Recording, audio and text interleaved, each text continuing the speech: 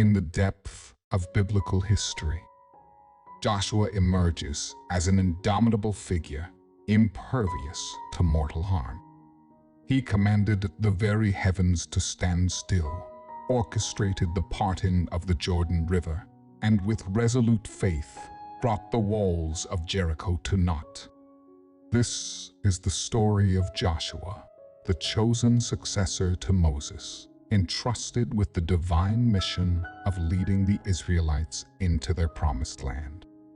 This video endeavors to kindle the flame of curiosity, urging viewers to delve into the sacred scriptures and draw nearer to the Word of God. If you found this content engaging, do give it a thumbs up, and for more, consider subscribing. Joshua, a name derived from Yahushua, embodies the profound meaning. For those unfamiliar, Yahweh is the sacred name of the Almighty, as revealed to Moses in the burning bush. I am Yahweh, the God of your fathers, proclaimed the divine, the God of Abraham, the God of Isaac, and the God of Jacob. This is my name forever, and this is my memorial to all generations. In the epic of the burning bush, predating the exodus from Egypt, Joshua stood alongside Moses. He was among the original cohort, led by a cloud by day and a pillar of fire by night, emancipated from the shackles of Egyptian bondage. While Joshua's prominence isn't immediately evident in the Exodus narrative, his association with Moses and the divine portends his pivotal role in the grand design. The book of Numbers, Exodus, Chronicles tells the entire story. Here, the Lord commanded Moses to dispatch spies into Canaan, the fabled land of promise. Chosen among the 12 tribal leaders was Joshua, hailing from the tribe of Ephraim. It's noteworthy that he bore the name Moshiach at this juncture. However, before their departure, Moses bestowed upon him the name Yahushua, laden with profound significance. After a 40-day reconnaissance of Canaan, the scouts returned with an amazing report. The land did indeed flow with milk and honey, just as the Lord had vowed. Yet, it was overwhelmed, inhabited by formidable peoples. Giants, descendants of Anak, loomed large, casting a specter of intimidation upon the Israelite ranks. They felt like mere grasshoppers in their presence. The topic of Nephilim and a legacy of biblical giants has been expounded upon in a separate video. Addressing the Israelites' faith at this juncture, Numbers chapter 14 reveals a murmuring discontent. The congregation, in a chorus of lament, voiced their regret, yearning either to have perished in the land of Egypt or to meet their end in the wilderness. They questioned the very purpose behind the Lord's guiding hand. At some point, the people began to say in this unfamiliar land, we feared for our lives, worried our families would become prey. Some even contemplated a return to Egypt. Amongst the turmoil, a notion arose, let us appoint a leader and go back to Egypt. At this, Moses and Aaron prostrated themselves before the entire assembly of Israelites. Alongside them, Joshua, the son of Nun, and Caleb, the son of Jephunneh, who were among the scouts, tore their garments. They addressed the multitude, asserting that the land they had explored was truly abundant and fertile. If the Lord was pleased with them, he would guide them into this prosperous territory, flowing with milk and honey. They urged the people not to rebel against the Lord, nor to dread the inhabitants of the land, for the Lord's protection no longer shielded them. The assembly, however, responded with threats of stoning. In the face of such defiance, the glory of the Lord manifested within the tabernacle, visible to all the children of Israel. Joshua and Caleb stood alone among the 10 scouts, unwavering in their faith. They tried to reason with the people, but their pleas were met with hostility. As a consequence of this rebellion and conspiracy, the current generation was condemned to wander the wilderness until their passing. Only their offspring would inherit the bountiful promises of the land. With Joshua and Caleb, the Israelites roamed the wilderness for another 38 years, completing a total of 4 decades. As the end of their exile approached, the Lord summoned Moses. Due to Moses' transgressions, when the people thirsted in the wilderness, the Lord decreed that Moses would not enter the promised land. Instead, he will live his last days atop Mount Nebo, gazing upon the borders of Canaan.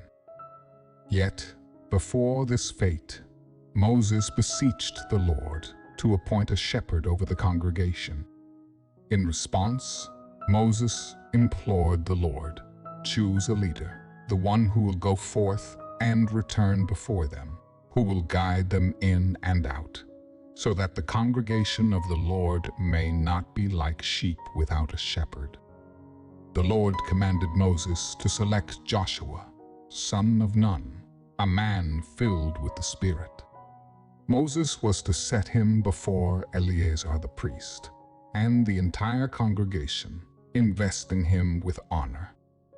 Joshua would stand before Eleazar the priest, seeking guidance through the Urim, and the people would heed his commands.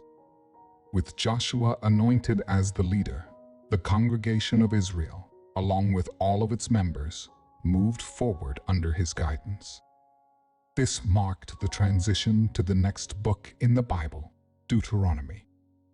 Chapters 1 to 30 of Deuteronomy contain 3 sermons delivered by Moses to the Israelites on the plains of Moab, just before they entered the Promised Land. The first sermon recounts the 40 years of wandering in the wilderness, a period that had led to significant lessons and revelations for the people.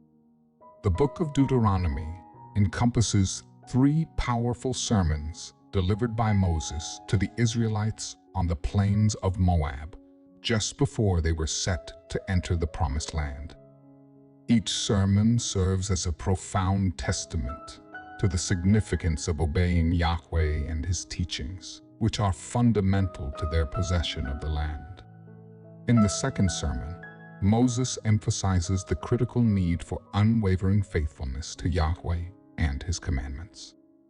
He stresses that the people's continued tenure in the land hinges on their obedience.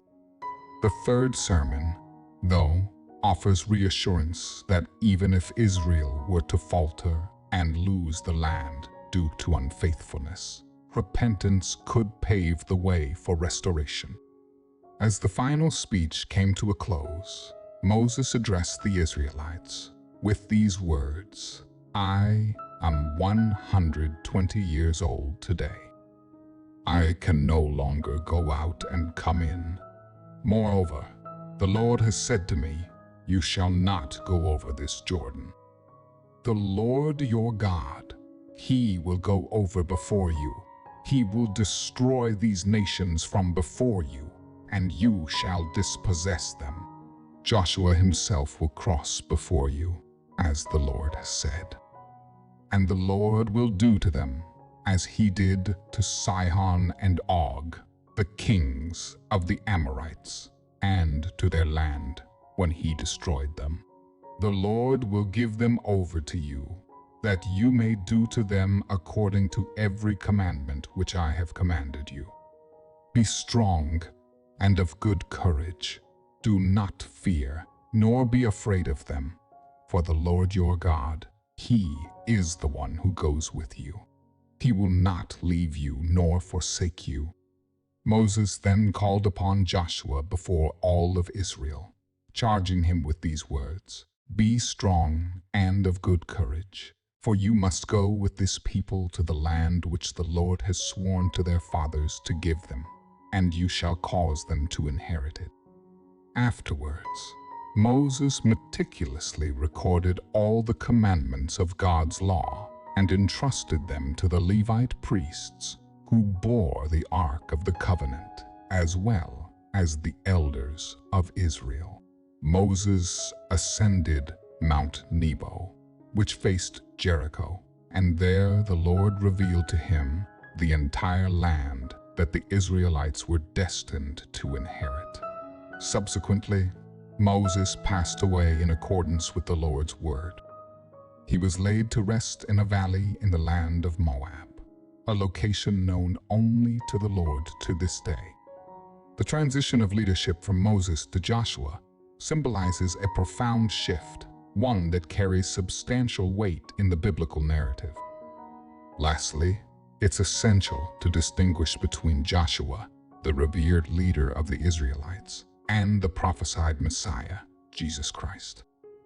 While both bear the name Yahushua, the context surrounding each individual underscores their distinct roles in the grand tapestry of biblical history.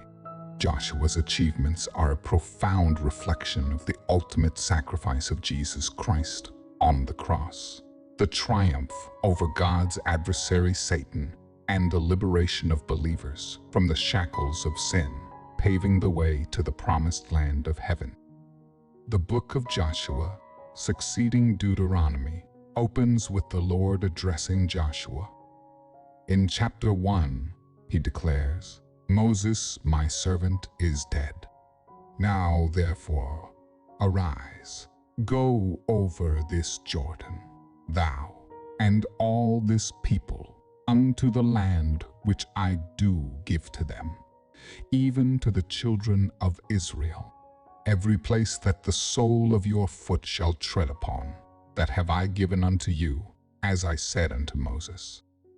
From the wilderness and this Lebanon, even unto the great river, the river Euphrates, all the land of the Hittites, and unto the great sea, toward the going down of the sun, shall be your coast. There shall not any man be able to stand before thee all the days of thy life. As I was with Moses, so I will be with thee. I will not fail thee, nor forsake thee." The Lord further imparts to Joshua the command to be resolute and courageous, emphasizing the need to adhere to the law given by Moses. He instructs Joshua not to deviate from the path set by the Lord, but to press forward with confidence, for the way has already been prepared. Joshua, in turn, issues orders to the officers of the people, instructing them to prepare for the imminent crossing of the Jordan River into the Promised Land. During this interval, he dispatches 2 men to covertly assess the city of Jericho. These men take refuge in the house of Rahab, a harlot. When the king of Jericho dispatches his men to investigate, Rahab conceals the Israelites and misdirects the king's agents, allowing the spies to escape. Rahab then reveals her knowledge of the Lord's divine intervention in favor of the Israelites, recounting the parting of the Red Sea and the defeat of the Amorite kings, Sihon and Og. She acknowledges the supremacy of the Lord, declaring, "For the Lord your God, He is God in heaven above and in earth beneath." In a plea for mercy, Rahab requests that her family be spared, and the Israelite men agree on the condition that she keeps their arrangement confidential. As the Israelites lay siege to the city, Rahab and her family will be marked for salvation, provided she upholds her end of the bargain. This pivotal moment in the narrative of Joshua exemplifies the intricate interplay of faith, loyalty, and divine providence that underpins the Israelites' journey to claim the Promised Land. Rahab skillfully guided the men through her window, as her dwelling was perched on the city wall. She followed their instructions to secure the scarlet cord they had used to descend, positioning it above the window. This act would serve as a signal for their safety when the Israelites returned to conquer the city, marking both the pact and the occupants of her house. For those versed in the Old Testament, this gesture carries deep symbolic weight, reminiscent of the Passover in Egypt. In that pivotal moment before their emancipation from slavery, the Israelites, painting the blood of a lamb above their doors, communicated to the angel of death which houses to spare. The scarlet cord not only echoes this historic event, but also symbolizes our reliance on the red stripes Christ shed on the day of his crucifixion, a vivid reminder of our dependence on him. Upon their return from Jericho, the two men reported to Joshua, affirming that the Lord had indeed delivered the entire land into their hands. The inhabitants of the region were struck with fear at the very presence of the Israelites. In response, Joshua and his people relocated, arriving at the Jordan River. There, the officers instructed the people that when the time came, they were to follow the priests carrying the Ark of the Covenant.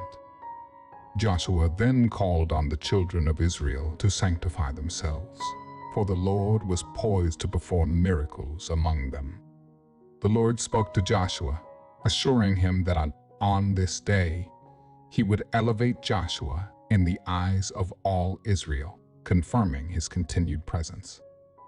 Joshua relayed orders to the priests carrying the ark, directing them to stand still in the Jordan River as they approached its edge. With the children of Israel gathered, Joshua declared, "This is how you will recognize the living God is among you. He will without fail drive out the Canaanites, Hittites, Hivites, Perizzites, Girgashites, Amorites, and Jebusites from before you." He then selected one man from each tribe to form a group of 12. As the priests bearing the ark of the Lord of all the earth, stepped into the Jordan River, the moment their feet touched the water's edge, the waters miraculously receded, piling up on either side. The priests stood steadfast on the now dry riverbed, while the entirety of Israel crossed over the Jordan. This momentous crossing serves as a powerful symbol of salvation from judgment, mirroring the journey towards the promised land, akin to a heaven on earth that awaited them on the opposite bank. The river waters receded towards a place called Adam. This harks back to the events in the Garden of Eden, where Adam and Eve were separated from the earthly paradise. Now, God's children are on their way back to the Lord's presence. The flow of judgment waters originating from Adam is obstructed by the mercy seat throne of Christ, who is the path, the truth, and the life. Only through Christ can judgment be halted. Only through Jesus can we be rescued from the engulfing grasp of sin, and only through the Son of God can we reunite with the presence of the Lord.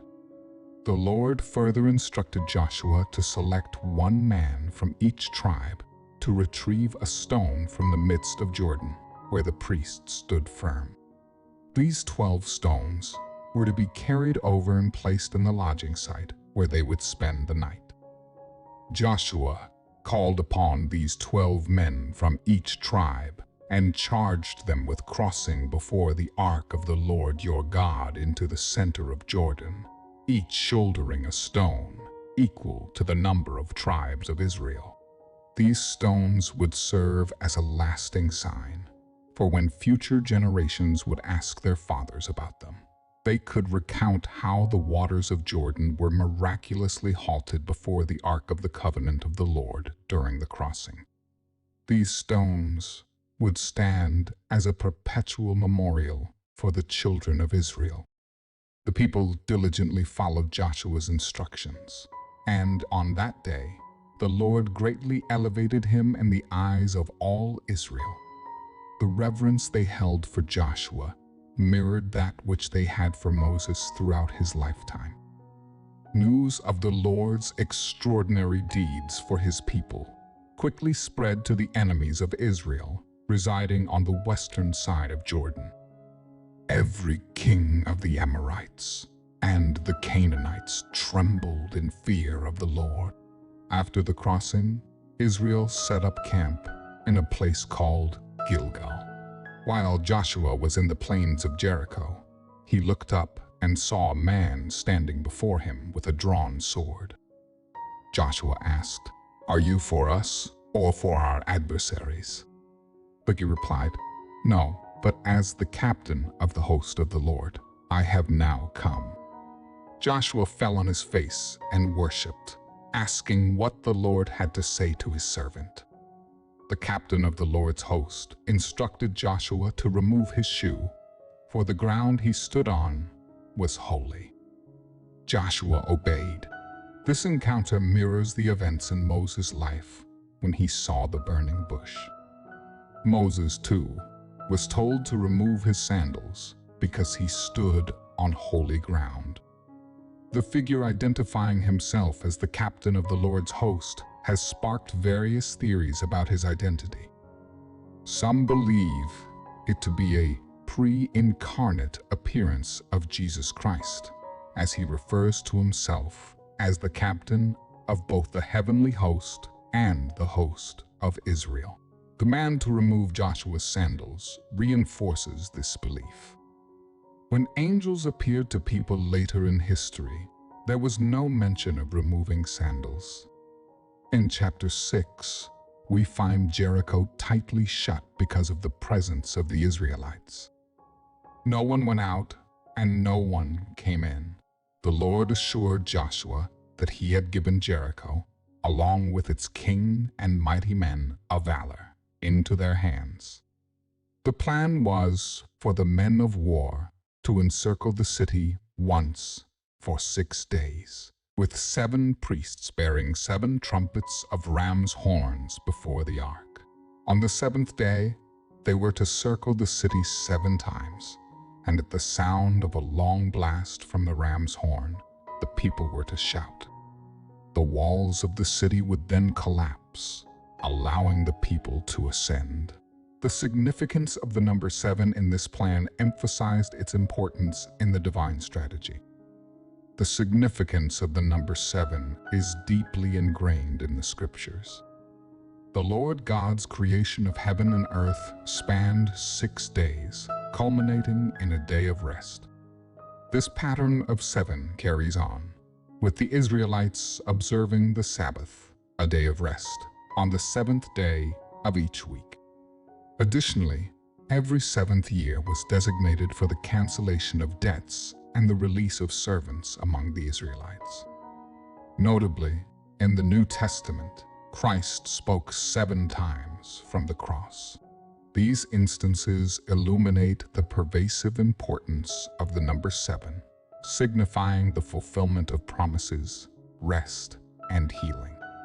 For 6 consecutive days, the Israelites followed a specific routine, circling the city of Jericho, only to return to their camps without uttering a word. The resounding blasts of their trumpets echoed over Jericho's walls, creating an eerie anticipation. Then, on the 7th day, they rose early and encircled the city once more. This time, after the horns blared, Joshua commanded them to shout. In that climactic moment, the walls crumbled, and the Israelites surged into the city, securing a resounding victory. Rahab and her family were spared as promised, while the city's riches were claimed. The idols and structures of the city were consumed by fire. With this triumph, Joshua's renown spread far and wide, echoing through the entire land. Yet, the conquest was far from over. In the subsequent chapter, the Lord charged Joshua with a new mission to take on the city of Ai. Joshua, undaunted, marshaled a force of 30,000 valiant warriors, orchestrating a nighttime ambush to seize the city. Joshua issued his command, instructing them to lie in wait just behind the city, not venturing too far. They were to be ready. Meanwhile, Joshua and his accompanying forces would approach the city directly. When the inhabitants came out to engage them, as they did initially, the Israelites would feign retreat, luring them away from the city. The enemy would assume they were once again fleeing in fear, giving chase. At that opportune moment, the hidden troops would rise from their ambush and seize the city. Joshua knew that the Lord, their God, would deliver the city into their hands. At the break of dawn, Joshua wasted no time. He organized the troops and made their way towards Ai. Arriving before the city, they set up camp on the northern side, with a valley in between. Joshua selected 5,000 men to lie in ambush on the western side, positioning themselves within the heart of the valley.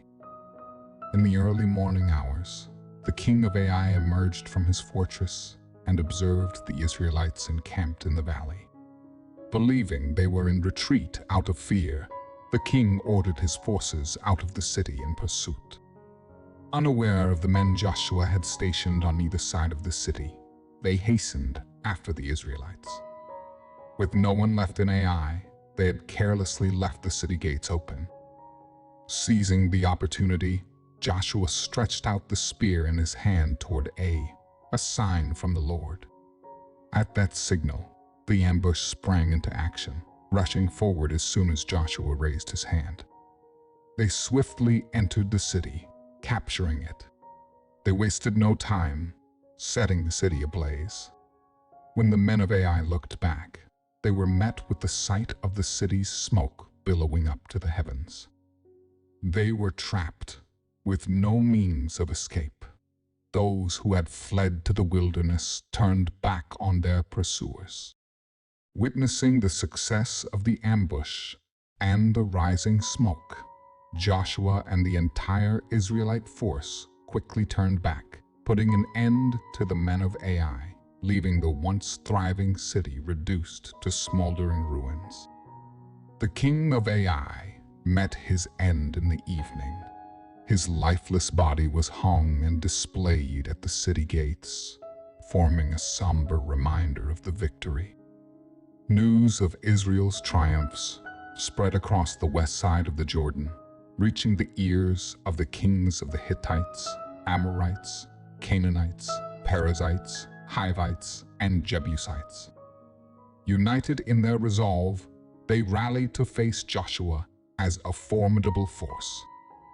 As time pressed on, Joshua brokered peace with the Gibeonites.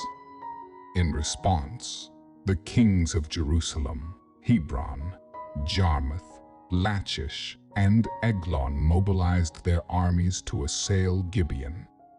The distressed people of Gibeon urgently sought Joshua's aid, pleading for swift intervention. They knew that the combined might of the Amorite kings, entrenched in the mountains, posed a grave threat. "Be fearless," declared the Lord to Joshua. "I have delivered them into your hands.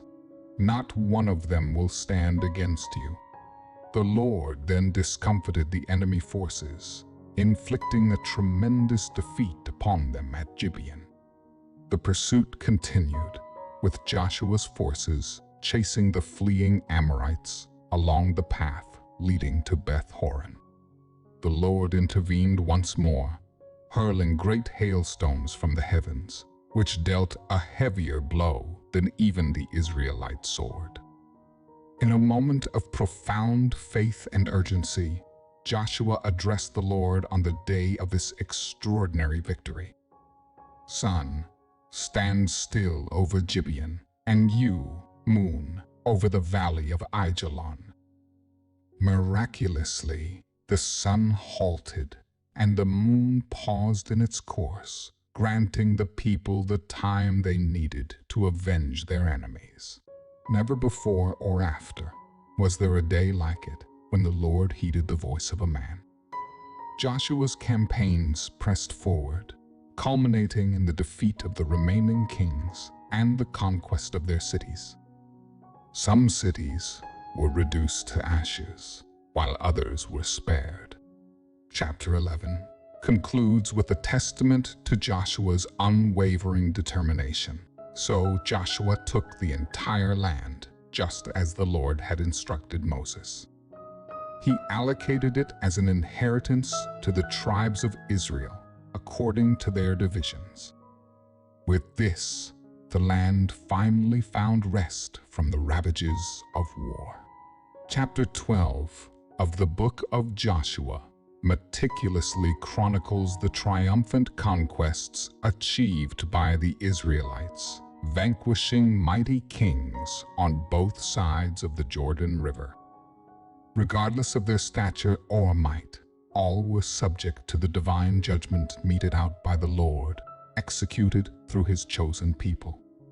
The book of Joshua delineates a narrative of unification, followed by division. The initial 12 chapters recount the saga of conquest, while the latter dozen delineate the apportionment of the land among the 12 tribes. The latter half of the book, rich in detail, warrants a dedicated exploration to grasp the intricacies of how the land was allocated and how it metamorphosed Israel. In the twilight of his life, Joshua addresses the Israelites with a speech of profound concern.